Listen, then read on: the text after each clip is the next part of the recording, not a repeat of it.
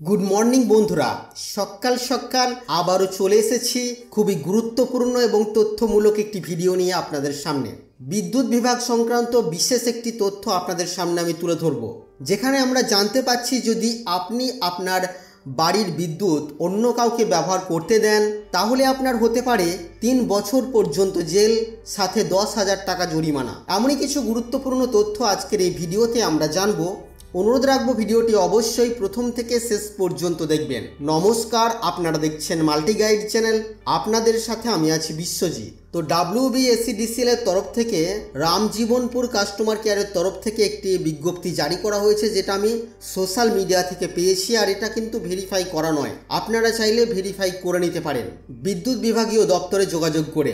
এখানে বলা হচ্ছে বিদ্যুতের বিল বকেয়া থাকার জন্য অথবা চুরির জন্য যদি কোনো ব্যক্তির বৈদ্যুতিক লাইন বিচ্ছিন্ন করা হয় তাহলে উক্ত ব্যক্তির বাড়িতে যদি অন্য কোনো ব্যক্তি বিদ্যুৎ সংযোগ দেয় তাহলে সংযোগকারী ব্যক্তির বৈদ্যুতিক লাইন বিচ্ছিন্ন করা হবে এবং বিদ্যুৎ আইন 138/1B এই অনুযায়ী 3 বছর পর্যন্ত জেল বা 10,000 টাকা পর্যন্ত জরিমানা বা উভয় শাস্তি একসাথেই প্রদান করা হবে।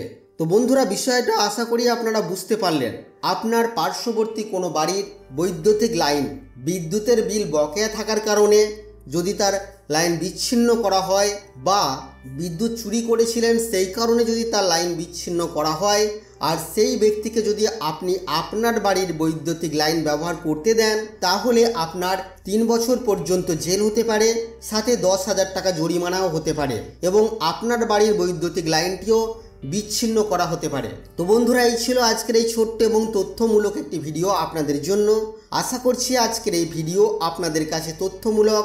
ভিডিওটি ভালো লাগলে অবশ্যই লাইক করবেন, শেয়ার করে আপনার সকল বন্ধুদেরকে জানতে সাহায্য করবেন। আগামী দিনে আর কি বিষয় ভিডিও আপনারা দেখতে চান অবশ্যই তা ভিডিওর কমেন্ট বক্সে লিখে জানাবেন। আর চ্যানেলে নতুন হলে চ্যানেলটিকে সাবস্ক্রাইব করে পাশে থাকা বেল আইকনে অবশ্যই ক্লিক করবেন। ফিরে আসবো আবারও কোনো নতুন ভিডিও নিয়ে আপনাদের সাথে। ততক্ষণের জন্য আপনারা সকলেই খুব ভালো থাকবেন, সুস্থ থাকবেন।